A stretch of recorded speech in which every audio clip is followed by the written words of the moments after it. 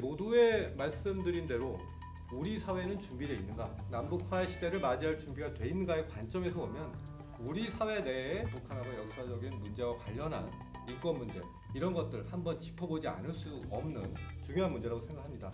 우리 사회 내에서 이 문제는 비전향 장기수의 문제로 수렴이 되고 있는데요.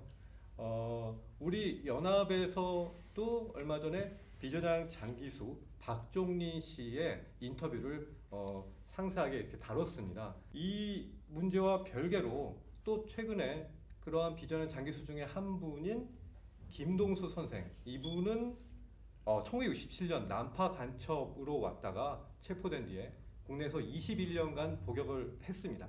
그리고 1988년에 특별 사면으로 가석방된 뒤에도 자신의 신점을 계속 놓지는 않고 있었던 분 같은데요. 어쨌든 그분도 얼마 전에 유명을 달리하고 영명을 했습니다. 비전향 장기수 역시 이산가족 문제와 마찬가지로 이분들이 점점 더 고령, 이제 얼마 버티지 못하시는 거 아닌가, 이런 우려나 이런 내부 국내 어떤 인권 변호사들 이런 분들, 그 국내 인권 단체나 이런 분들 걱정 많이 있는데요. 이 문제, 비전 장기수 문제, 기본적으로 수장님 한번 이 문제를 어떻게 바라봐야 되는지 평론적으로 한번 말씀 좀 해주시겠습니까? 우리 인도주의적인 사안이라고 해서 아까 이제 이산가족 상호 문제를 이제 제일 먼저 이렇게 다뤘는데, 우리 인도적으로 이렇게 볼 때 그 이산가족을 어떻게 하면 좀 없앨까, 이런 식으로 해야 할 거 아닙니까? 그렇죠. 예. 근데 어떤 저 국가주의 이런 것으로 해서 그런 개인의 아주 기본적인 권리, 자기 가족과 함께 살 수 있는 그런 것도 뭔가 제약을 가한다는 것은 대단히 비정상적이죠. 그리고 우리로서는 그런 가치를 추구하는 그 나라라면은 북쪽의 상호주의 이런 것을 떠나서 여기 살고 싶지가 않고 여기에 연고도 없고 북쪽의 가족들하고 같이 살고 싶어 한다라고 할 것 같으면은 비전향 장기수 이런 분들을 보내드려야죠. 올해 90이 된 비전향 장기수 서홍렬 할아버지.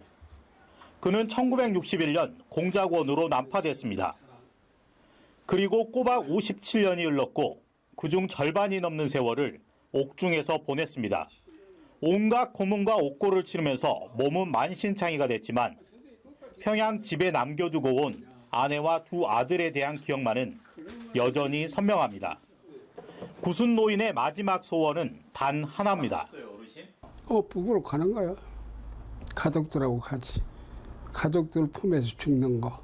그 선생님들이 이제 고령이시고 또 몸이 많이 건강 상태가 안 좋으시니까 하루빨리 송환이 돼야 되고, 더군다나 또 그 인도주의적인 차원에서라도 우리 선생님들이 고향에 가실 수 있도록. 지금 우리 2000년에 1차 비전향 장기수 송환 때 60 몇 분인가 거기 가시고 33분이 못 갔다라고 이제 되지 않습니까?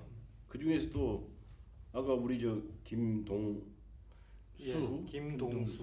그 선생처럼 그 사이에 많이 돌아가시고 19분인가 돌아가셨다고 보는 것 같은데, 그러면 14분이 지금 아직도 오매불망 가족들 그리면서 여기서 억지로 삶을 이어가고 있는 것이죠.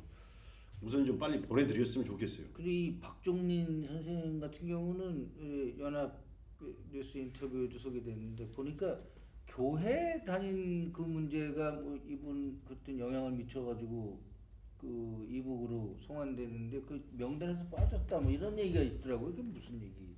그러니까 그게 비전향이냐 미전향이냐 그 이야기인 것 같아요. 비전향 미전향. 그때는 그러니까 비전향 장기수를 보낸다라고 해서 잠시만 좀 이해를 좀 돕기 위해서 비전향과 미전향의 말의 차이는 어떻게 되는 거죠? 그것도 우리 쪽에서 이렇게 만든 말이죠. 그게. 언젠가는 그 전향을 할 사람이 미전향 장기수고 전향을 거부를 한 사람, 안 하겠다라고 거부를 한 양반, 그런 분들을 이제 비전향 장기수라고 그러는데, 그게 그러니까 여기서 어떤 돌아갈 사람을 갖다 선별한다는 것도 좀 우스운 이야기고, 가겠다고 하면 돌려 보내주는 것이지, 이 사람 또 기독교에 또 귀의했다라고 이렇게 말하는 건가, 이런 식으로 귀의한 것도 아니에요. 가족도 없고 보살펴줄 사람도 없는데 교회 쪽에서 우리가 좀 보살펴 주겠다라고 해서 좀 잠깐 그렇게 했더만 그것을 문제를 삼아서 비전향이 아니고 미전향이다. 그러니까 뭐 갈 자격이 안 된다라고 해서 안 보낸 모양이요. 그러게 그좀 어처구니가 없는 대목 같고 이 다만 암 투병에 지금 네네, 하고 계신다고 뭐, 예. 그러더라고요. 예. 안타까운 사연이 아마 이번에 인터뷰 기사에 많이 소개된 것 같습니다. 근데 대승적인 어떤 국내 공론화를 위해서 이 부분은 소장님께 여쭤보지 않을 수가 없는데요.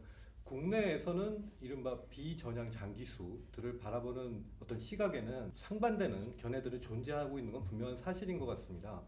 이를테면 간첩으로 대한민국 체제의 전복을 목적하여 이쪽에서 난파됐던 어떤 이른바 간첩들이나 뭐 이런 분들이 국내에서 어쨌든 복역을 하고 나오시긴 했지만 이런 분들이 자신들이 원하는 바를 이루도록 하는 그런 부분에 대해서 국내에서는 왜 그렇게 해야 되느냐라고 하는 시각도 존재를 한단 말이에요.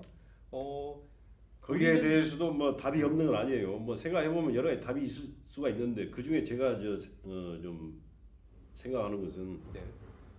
북파 공작원 있잖아요. 네네. 그 쉽게 이야기해서 북쪽으로 남쪽에서 파견한 간첩들이요. 거기는 무장 간첩도 있고 비무장 간첩도 있을 것이요. 예예. 거기에서 포로로 잡힌 사람도 꽤 있습니다. 또 국군 포로도 있고 국군 포로로서 또 북쪽에서 거주하고 있는 분들도 있고 뭐 그런 경우에 서로 이렇게 좀 이쪽으로 오고 싶은 사람 여기서 가고 싶은 사람 이렇게 서로 좀 교환을 하자. 그럴 때는 그저 어떤 상호주의 뭐 이런 것을 좀 적용시킬 수도 있겠네요. 그런 네. 방법도 있어요. 생각해 보면. 네네. 네 그렇습니다. 이 문제는 아직은 우리 사회의 뜨거운 감자이긴 합니다. 저희는 어느 특정한 방향으로 저희 주장을 이렇게 개진하다기보다 여러분들이 한번 생각해볼 기회를 마련한 차원에서 이 문제를 적극적으로 말씀을 드리는 건데요. 조금만 더 붙이자면은 그 네. 인도적이라고 했을 때 거기에서 먼저 우리가 인도적이 돼야 한다 이런 말은 성립하지 않습니다. 인도적이냐 비인도적이냐 이렇게만 네네. 보는 것이지 예예.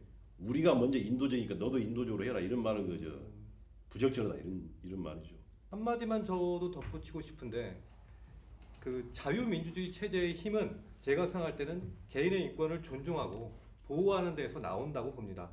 그 우리 사회가 사상과 양심의 자유를 온전히 보장하고 있는가 이 문제에 대해서는 다들 이번 일을 이런 부분들 그리고 우리 사회의 이제 지금 변화 시대적인 변화를 두고 한 번쯤 성찰을 본격적으로 해야 할 때가 아닌가.